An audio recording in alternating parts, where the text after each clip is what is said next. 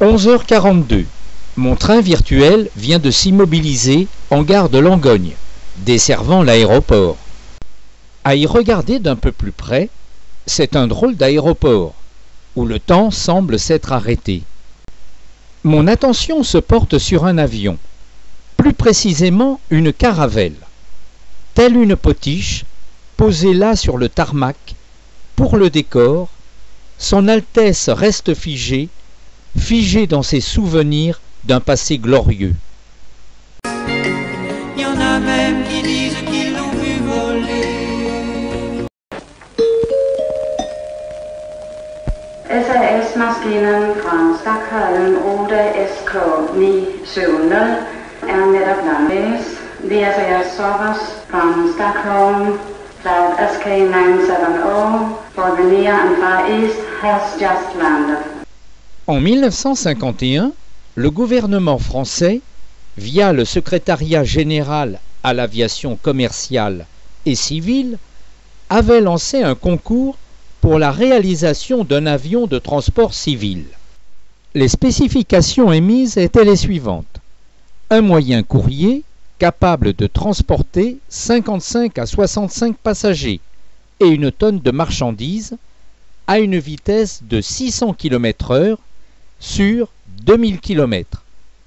Le type et le nombre de moteurs n'étaient pas précisés. Tous les constructeurs français répondirent et proposèrent un total de 20 projets, propulsés par turboréacteur, par turbopropulseur ou à propulsion mixte. Le projet de la Société nationale de construction aéronautique du Sud-Est, SNKSE, a été retenu face à ses concurrents.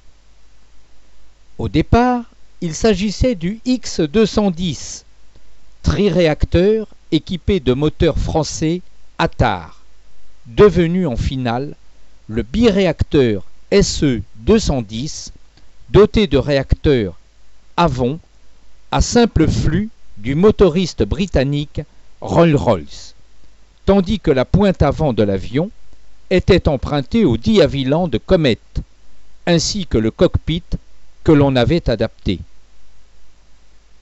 Georges Éreille, président de la SNKSE, devenu Sud Aviation en 1957, par la fusion de Sud-Est et Ouest Aviation, a baptisé l'avion Caravelle en souvenir de la flotte de Christophe Colomb et en perspective de nouvelles conquêtes. En 1946, lorsque notre équipe a pris la tête de la société qui est devenue la Société Sud Aviation, nous avions tout à reconstruire. Les bâtiments de la société avaient été démolis par les bombardements. Les machines avaient été emportées. Les hommes avaient été dispersés. Il y avait donc à reconstituer nos équipes, reconstruire nos bâtiments, et en même temps aussi, il fallait penser à construire des avions, c'est-à-dire à faire notre métier. Pendant ces années lourdes de l'occupation, dont nous renaissions à l'époque, les autres pays avaient fait des progrès gigantesques, alors que nous étions justement dans le cas d'hommes qui ne voulaient pas faire de progrès, car ces progrès auraient profité à l'ennemi. C'était donc une situation difficile que celle en présence de laquelle nous étions. Mais dès le premier jour, on a compris que nous irions loin, car nous nous entendions tellement bien ensemble. Nous avions tellement les uns et les autres le même idéal, la même volonté, que nous savions qu'en travaillant en équipe, comme nous l'avons fait depuis, nous arriverions au but que nous nous étions fixés. Ce but, c'était de donner à la France une place dans le domaine international.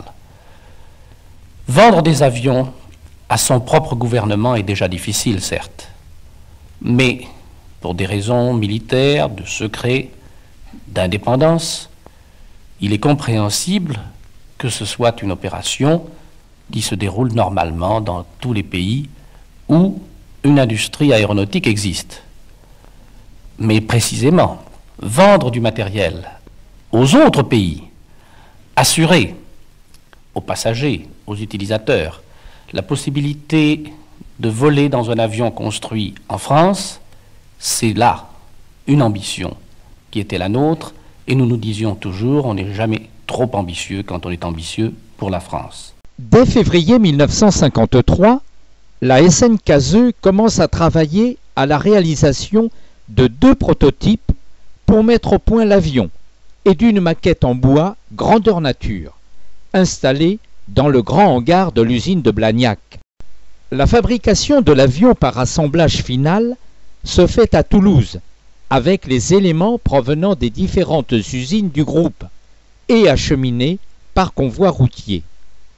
L'un des 2 appareils a été dès le départ peint aux couleurs d'Air France, très impliqué par la mise au point de ce nouvel avion. Bien qu'initialement prévu pour le 31 mai, le premier vol du prototype a eu lieu le 27 mai 1955, sans préavis, et dura 41 minutes. L'équipage était composé de Pierre Nadeau, directeur du centre d'essai en vol et chef pilote d'essai, qui était aux commandes, assisté de André Moinet, copilote, Roger Béteille, ingénieur navigant, et de Jean Avril, mécanicien navigant. Le deuxième prototype prit son envol le 6 mai 1956. Entre-temps, la Caravelle est présentée en vol lors du Salon du Bourget en juin 1955. Pendant la phase d'essai, les prototypes enchaînent plusieurs tournées de démonstration, l'objectif étant de vendre l'avion à l'étranger. Grâce à cette campagne, les premières commandes arrivent en 1956 avec Air France et 1957 SAS. L'exportation commence à se concrétiser. Caravelle fut certifié en mai 1959 et entra en service peu de temps après chez ses clients. Les 2 premières Caravelles de série ont été remises à Air France début 1959. Une de ces 2 Caravelles a été baptisée par Madame de Gaulle le 24 mars 1959 lors d'une cérémonie à la direction du matériel d'Air France à Orly. Le même appareil a effectué le 16 avril 1959 une démonstration spectaculaire, réalisant, après un décollage avec un seul moteur, une montée à 13 000 mètres et ensuite un vol plané de 46 minutes entre Paris et Dijon avec des journalistes à bord, démontrant ainsi la finesse et la stabilité de cet avion au profil aérodynamique exceptionnel lui permettant de planer. Le premier aéronef présidentiel de l'histoire de France sera une Caravelle, la Caravelle 3, Principauté de Monaco, rachetée à Air France par l'Élysée en 1963. Y est aménagée une chambre avec un lit sur mesure. Elle comporte également 40 places passagers et son salon de 8 places au confort très militaire.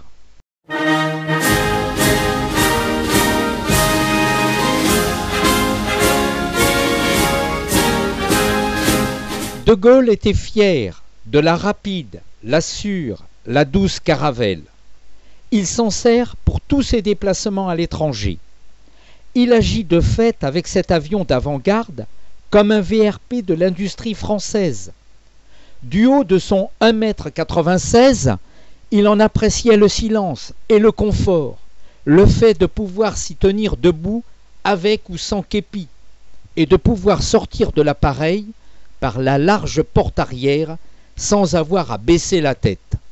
Conçu pour remplacer les avions à moteur à piston, destinés aux itinéraires courts et moyens courriers, la Caravelle fut construite à 282 exemplaires entre 1954 et 1973 par la société française Sud Aviation, qui deviendra Aérospatiale en 1970.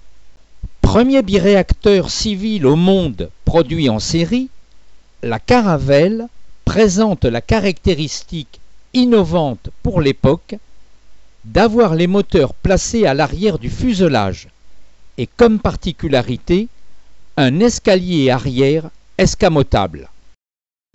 La Caravelle a été aussi le premier avion de ligne au monde autorisé à pratiquer des atterrissages entièrement automatiques et dans des conditions de mauvaise visibilité, approche 4-3.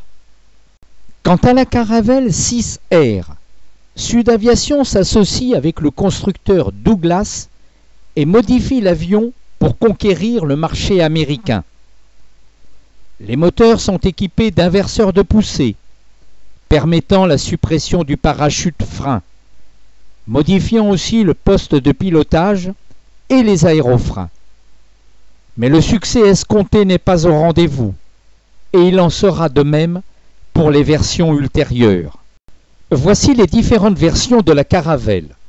Celles-ci diffèrent essentiellement par leur motorisation.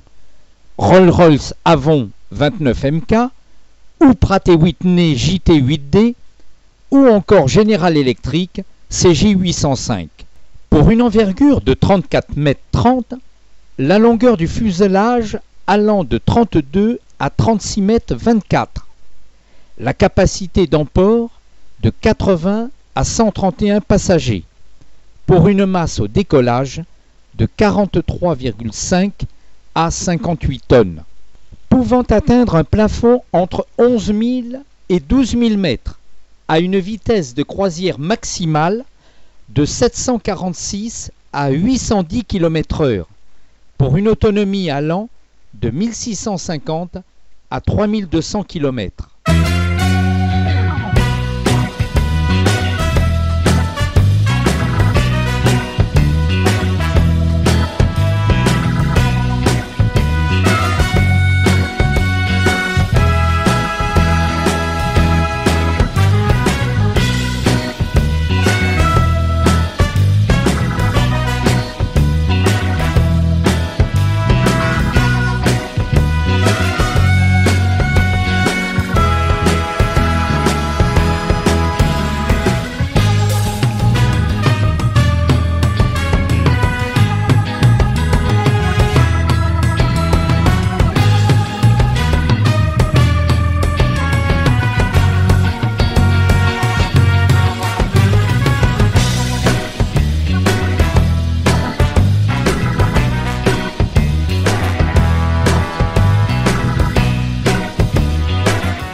Parmi toutes ces versions, la Caravelle 10B3 ou Super Caravelle, construite en 22 exemplaires, est considérée comme la plus réussie de la série, avec une charge marchande plus élevée, avec des moteurs Pratt & Whitney à double flux, moins bruyants et moins gourmands, dotés d'inverseurs pour une masse au décollage allant jusqu'à 57 tonnes.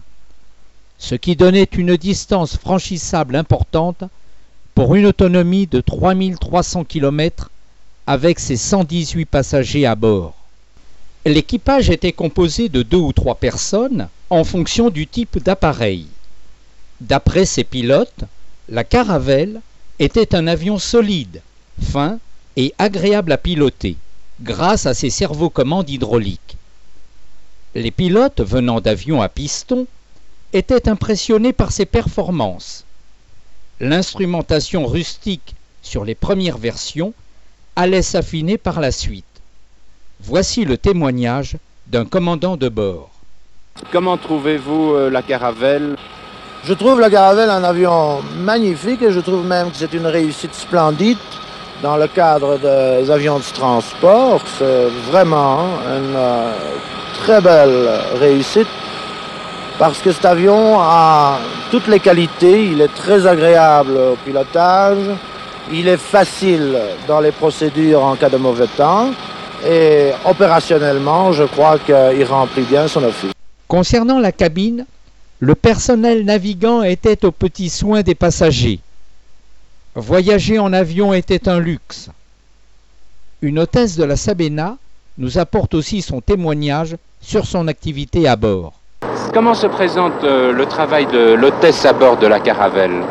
Eh bien, nous sommes 2 hôtesses à bord et 2 commis. Nous, par exemple, à l'aller, nous travaillons en first class. Une des 2 travaille en first class et au retour, c'est l'autre qui travaille en first class. Donc nous aidons le commis en first class à mettre par exemple les tables, les nappes, les serviettes. Quand nous avons parfois, s'il faut servir du champagne aussi. Sans quoi, quand nous avons terminé en première classe, nous venons en touriste aider l'autre hôtesse et l'autre commis. Parce qu'évidemment, il y a 12 first et une 60aine de touristes. Évidemment, sur un Boeing, nous serons 6 en tout, dont 3 hôtesses, 3 commis. En Caravelle, nous sommes 4, 2 hôtesses et 2 commis. En DC-7, 3, une hôtesse, 2 commis. Donc, nous sommes toujours à peu près divisés pour avoir une vingtaine de passagers, 24 passagers à peu près, ou 22 passagers. Donc, il y a toujours une proportion qui reste gardée pour le nombre de personnel à bord. Le hublot ovoïde, très caractéristique de la Caravelle, offre une nouvelle fenêtre sur le monde. Läsnä ollessa sai nimen Sinilintu.